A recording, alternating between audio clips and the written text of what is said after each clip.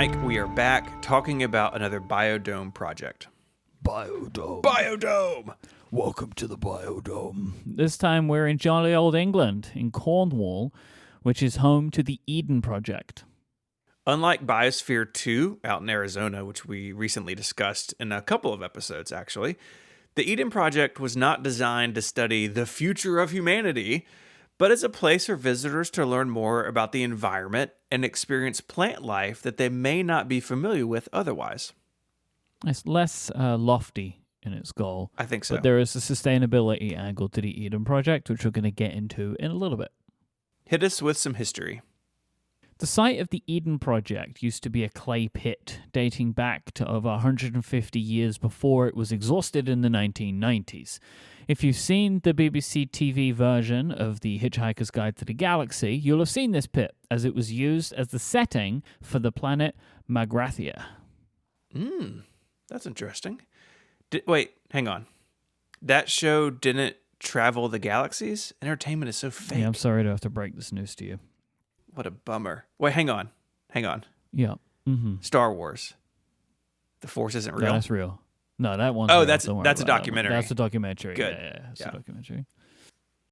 Construction began on the Eden Project in 1998, and the visitor center opened in May 2000. The full site opened in the spring of 2001. Got to get that gift shop open. The site consists of several buildings, including about half a dozen large white domes. Unlike Biosphere 2, which is built of steel tubing and high-performance glass, the Eden Project domes consist of hundreds of hexagonal, the bestagonals, inflated plastic cells supported by tubular steel. So this makes the domes very lightweight, so they are anchored to concrete foundations to keep them from being overturned in strong winds. This construction method provides robust insulation against the outside world, acting as a type of thermal blanket. The plastic is stain-resistant and easy to clean, and light passes through them easily. Considering that the cells are so weak, could they be punctured? Seems like someone with a sharp tool could do some pretty serious damage here. The cells can be ruptured, but they are easy to repair with a type of tape that adheres to the plastic, and an entire cell can be replaced if it's too heavily damaged. We should note as well that the domes are self-supporting. There's no internal columns cluttering up the space inside. I just have to say, I love how these look. It's like futuristic, but also organic. Yeah, it feels alien to me. I don't mean that in a bad way, but the Eden Project domes do not look like they're of this earth. It is pretty cool. What's also cool is our sponsor. This episode of Ungeniused is brought to you by Squarespace, the all-in-one website platform for entrepreneurs to stand out and succeed online.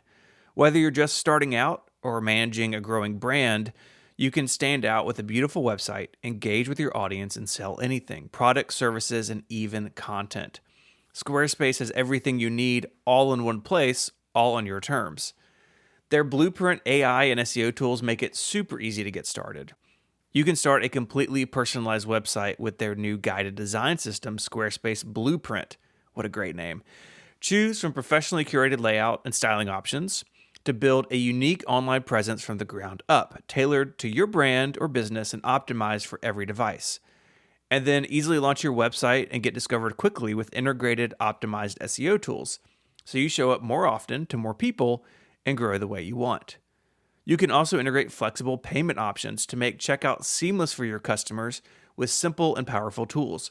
Accept credit cards, PayPal, and Apple Pay, and in eligible countries, offer customers the option to buy now and pay later with Afterpay and ClearPay. Another great feature is Squarespace email campaigns. You can make outreach automatic with email marketing tools that engage your community, drive sales, and simplify audience management. Introduce your brand or business to unlimited new subscribers with flexible email templates, then create custom segments to send targeted campaigns. And there's built-in analytics that are on your website, well, they're also in your email campaign, so you can see how each one is performing. It's really cool and all built in. And that is my favorite thing about Squarespace, that all these different tools, there's a whole bunch we haven't even touched on. They're all integrated. That means they all know about each other. They all work together, and you're not having to kind of tape stuff together and hope that it holds together. It's all designed to work together. It's really awesome. And it means that you can expand your website over time. So maybe you don't need a store right now, but In 6 months, you might, and it's really easy to add that and integrate it all super simply. So head on over to squarespace.com to sign up for a free trial, and when you're ready to launch, go to squarespace.com/ungeniused to save 10% off your first purchase of a website or domain.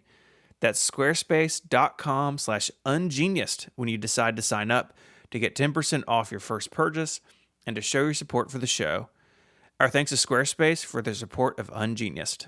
So, Stephen, what's inside the domes? Tell me, what's inside the domes? I need to know. Well, the two largest domes are each home to a biome. The rainforest biome covers 3.9 acres of ground, and it measures 180 feet high. It's enormous. And it's home to numerous tropical plants, including banana and rubber trees, coffee plants, bamboo, and more. And the temperature and moisture levels are kept high in this dome to support this plant life. The second dome is home to the Mediterranean biome. It's smaller at 1.6 acres and 115 feet in height and is home to temperate and arid plants, including olive and grapevines. The two main domes are surrounded by smaller adjacent ones, as well as outdoor gardens that also show off a wide range of flora. In 2005, a new building called The Core was opened. The Core. The Core. It houses classrooms and exhibition spaces designed to educate students and the general public about plant life and our relationship with it. Our relationship with it. In the core. What a cool name. Mm-hmm. This is Project Eden. So the roof of this building has to be unique, right? These people not capable of building a regular building. No. It's formed with timber and covered in copper, and from above, it looks something like a pine cone or the outer edge of a pineapple. Plants throughout the site are labeled with their medicinal uses, as well as additional information about the species. The grounds also house both permanent and rotating art exhibits. Not like that they turn, but just that they switch out. These ones spin. The Eden Project strives to be powered by 100% renewable energy. You mentioned this earlier. Except for cooking and hand washing, all of the water used to keep the plants thriving is collected on site. Power is provided by nearby wind turbines, and the construction of a geothermal electric plant started in 2021. It will provide power not only for the Eden Project site, but some 5,000 nearby households. The Eden Project has announced numerous additional sites across the United Kingdom. The first is currently raising funds for a site in Lancashire that would focus on the marine environment. The group says this site could open in 2026 if the fundraising is fully completed. The second one is to be in Dundee, Scotland, and will focus on creating a more renewable world through educational programming, live events, and more. This project doesn't have a solid timeline as of yet, but neither does one that would be built in East Sussex. The Eden Project has its sights on projects beyond the UK, though. Back in 2015, plans were announced for a location in China focused on the role of water in our world. It was due to open in 2023, but in 2022, the BBC reported that it was 3 years behind schedule. For understandable reasons. Behind schedule. There were things going on. It was a busy couple of years there. Costa Rica and New Zealand have also been pitched for future Eden projects.